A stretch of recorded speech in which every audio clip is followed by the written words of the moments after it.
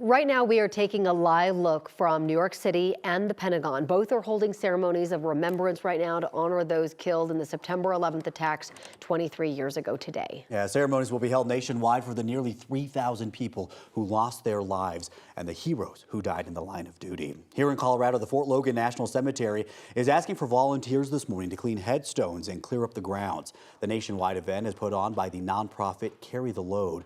They, along with the National Cemetery Administration, will clean headstones at more than 60 national cemeteries across the country. Today's event at Fort Logan National Cemetery begins at 10 a.m. In downtown Denver, firefighters will climb up 110 stories, representing the 110 floors up the World Trade Center. They do it in full gear and everything. 9 News reporter Courtney Ewan joins us live in Denver. Courtney, it's a way to honor the 343 New York City firefighters who died in the line of duty on 9/11. Yeah, that's right. Good morning, Jordan and Corey. And there will be 343 firefighters here to represent those hero lives that were lost. And I'm here with one of the organizers of this event, Oren. Good morning, Oren. Good morning. How are you? Great. Thank you for having us here today. Tell us there's a lot of firefighters here already. Tell us who are these people? Where are they coming from? Yeah, we have 343 firefighters gathering this morning here at 1801 California. And of those 343, they come from 13 different states and 43 different fire departments representing coast to coast, California to North Carolina, and all over the state of Colorado and the Rocky Mountain region. Wow, that's amazing to see so many firefighters coming out from all across the country. And there are multiple stair climbs happening nationally today.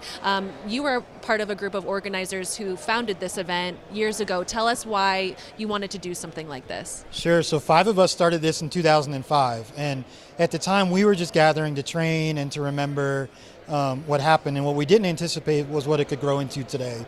And what we've learned over time is that this is really important, as most firefighters now weren't on the job in 2001, and almost 100 million Americans weren't born on 2001.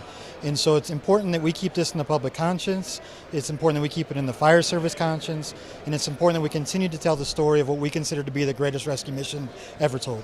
Wow. I mean, and this is a memorial event, but we're also raising money. Can you tell us where the funds go to? Yeah, the fundraising aspect is a secondary to what we're actually here for, but it's an important element as well. We're raising money for the FDNY Counseling Services Unit, and then also for the National Fallen Firefighters Foundation. So this money directly goes back to the FDNY to support the families, the survivors, and then to support those that are also still dealing with the disease and illnesses that came from responding to September 11th. So more than 11,000 members are still, FDNY members are enrolled in those type programs, and more than 3,500 have been diagnosed with cancer. Recently, the FDNY just added 32 new names to their wall of those that have died since September 11th, bringing the total to 363, which is even more than were killed on September 11th. So this continues to be a tragedy and a loss that is felt even today. Wow, and we're seeing all these firefighters coming to support their brothers. That's really cool to see. Thank you so much, Oren. And so the ceremony starts at 8:30? Right around 8:30, 9 o'clock is when we're going to do a ceremony right at 18th in California. So if people want to come out and hang out with us for a little bit, we'll hang out and remember everybody together. Thank you so much, Oren. Thank you. All right, and we'll be here for that, so we'll bring that to you live on air and online. Live in Denver, Courtney Ewan, 9 News. All right, Courtney, very emotional this morning for sure. Thank you. Well, today, one of 2 CDOT workers killed in a crash on the western slope will be laid to rest. A funeral will be held for Trent Umberger in Palisade. Umberger worked for CDOT for 7 years. He and Nate Jones were working on Highway 6 in Mesa County last week when they were hit by a Jeep. Both were killed along with a passenger in the Jeep. Funeral arrangements for Jones have not yet been announced.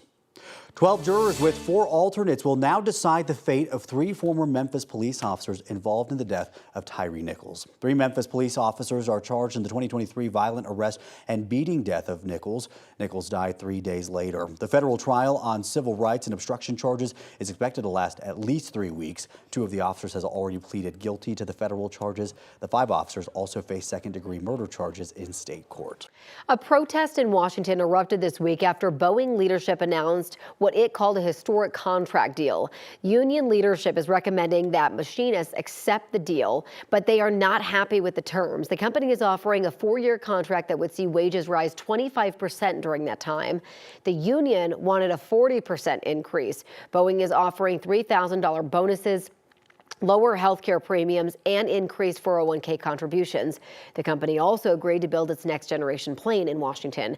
But Boeing's refusal to restore a pension plan that was eliminated back in 2014 is a major sticking point. A vote on the tentative agreement is set for tomorrow.